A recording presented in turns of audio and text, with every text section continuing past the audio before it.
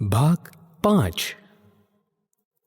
गुरुरग्निर्द्विजातीनां वर्णानां ब्राह्मणो गुरुः पतिरेव गुरुः स्त्रीणां सर्वस्याभ्यागतो गुरुः।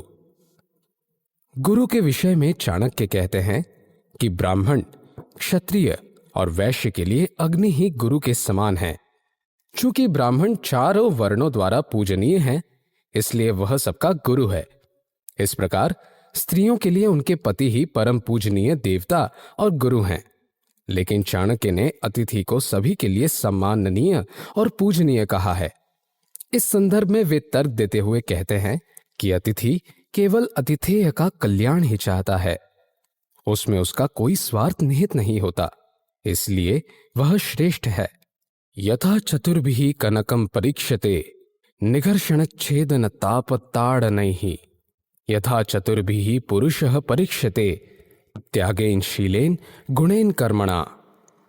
चाणक्य कहते हैं कि स्वर्ग की शुद्धता को जांचने परखने के लिए उसे तेज अग्नि में तपाया जाता है, ठोका पीटा एवं काटा जाता है, इसलिए वह और भी निखर उठता है।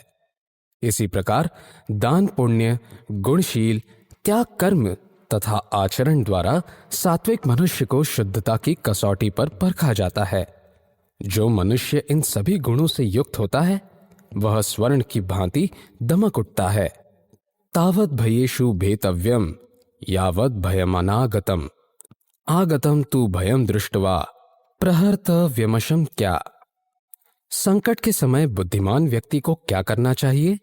इस संदर्भ में अपना मत व्यक्त करते हुए चाणक्य कहते हैं कि जब मुसीबतें, परेशानियां और संकट दूर रहते हैं, तब तक बुद्धिमान व्यक्तियों को उनसे डरना चाहिए। लेकिन एक बार जब वे उनसे घिर जाएं, तो उन्हें पूरी निडरता, साहस और धैर्य के साथ उनका सामना करना चाहिए। केवल इसी तरह वे उन्हें परास्त करने और उनसे छुटकारा पा सकते हैं। एकोदर समुद्भुता एक नक्षत्र जात कहा न भवन्ति समाहशीले यथा बदर कंटकाहा। मनुष्य स्वभाव में भिन्नता का उदाहरण देते हुए चाणक्य कहते हैं कि एक ही वृक्ष और एक ही टहनी पर उगने वाले बेर एवं कांटे स्वभाव के अनुसार भिन्न भिन्न होते हैं। बेर के सेवन से जहां प्राणी को मिठास एवं तृप्ति का अनुभव होता है, वहीं कांटों की छुअन पीड़ा और चुभन देती है। इसी प्रकार एक ही नक्षत्र अथवा एक ही समय में एक ही गर्भ से उत्पन्न होने वाले बच्चों का स्वभाव भिन्न भिन्न होता है। इसलिए मनुष्य को यह तथ्य भली भांति समझ लेना चाहिए, तभी उसे सुख की प्राप्ति होगी।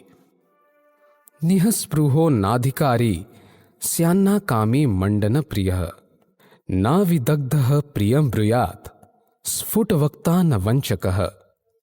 व्यक्ति की पहचान के विषय में चाणक्य ने कहा है कि जो मनुष्य अधिकार के पीछे भागने वाला होता है, वह लोभी एवं लालची होता है। रूप, सौंदर्य एवं श्रृंगार को महत्व देने वाला मनुष्य का स्वभाव कामुक होता है। मूर्ख व्यक्ति स्वभाववश कभी मृदुभाषी नहीं होते। इसी प्रकार जो व्यक्ति स्पष्ट वक्ता एवं सत्यभाषी होते हैं, उनमें मक्कारी, धूर्तता और धोखेबाजी का लेश मात्र भी नहीं होता। मूर्खाणाम पंडिताद्वेष्या अदनानां महाधनः वरांगणाः कुलस्त्रीणां सुभगानां च दुर्भगः। मानव स्वभाव की विवेचना करते हुए चाणक्य कहते हैं कि कोई भी मनुष्य स्वयं से श्रेष्ठ व्यक्ति को देखकर प्रसन्न नहीं होता, अपितु उससे ईर्ष्या और घृणा करने लगता है। मूर्ख व्यक्ति ईर्ष्यावश ही विद्वानों से घृणा करने लगते हैं, उनके साथ दुर्व्यवहार करते हैं। ईर्ष्या के कारण ही आलसी और दरिद्र व्यक्ति सदैव धनवान के प्रति शत्रुता का भाव रखते हैं। इसी प्रकार पतिव्रताओं को देखकर वैश्याएं तथा सुहागनों को देखकर विधवाएं ईर्ष्या से भर उठती हैं। यद्यपि विद्वानों को मूर्खों की, धनवान को दरिद्रों की, पतिव्रता को वैश्या की तथा सुहागन को विधवा से ईर्ष्या युक्त व्यवहार की उपेक्षा कर देनी चाहिए, लेकिन मूर्खता और ईर्ष्या के वशीभूत होकर वे स्वयं को श्रेष्ठ सिद्ध करने के लिए प्रयास करते हुए परस्पर दोषारोपण करते हैं। आलस्योपहता विद्या परहस्तगतः स्त्रियः अल्पबीजम हतम क्षेत्रम हतम सैन्यम मनायकम। चाणक्य के अनुसार आलस्य और अनभ्यास विद्वानों की बुद्धि को भी भ्रष्ट करके उनके ज्ञान का नाश कर देता है। दूसरों के अधिकार में गई स्त्रियां अतिशीघ्र नष्ट हो जाती हैं।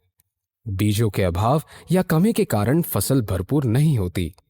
इसी प्रकार सेनापति के अभाव में सेना युद्ध में विजयश्री कदापि प्राप्त नहीं कर सकती। इसलिए श्रेष्ठ परिणाम प्राप्त करने हेतु साध्य के महत्व पर अवश्य ध्यान करना चाहिए। अभ्यासात् धार्यते विद्या कुलम शीलेन धार्यते गुणेन ज्ञाते त्वार्यः कोपो नेत्रेण गम्यते। चाणक्य कहते हैं कि केवल निरंतर अभ्यास द्वारा प्राप्त विद्या की रक्षा की जा सकती है। इसी प्रकार मनुष्य केवल अपने कर्म, आचरण और स्वभाव द्वारा ही कुल को मान, सम्मान और गौरव के योग्य बनाता है। इसके लिए उच्च जाति, कुल या धन की अधिकता कोई महत्व नहीं रखती। अच्छे मनुष्य को उनके गुण के द्वारा पहचाना जाता है, जबकि नेत्रों से क्रोध का ज्ञान होता है। वित्तेन रक्ष्यते धर्मो विद्या योगेन रक्ष्यते मृदुना रक्ष्यते भूपः संन्यार्या रक्ष्यते गृहम्।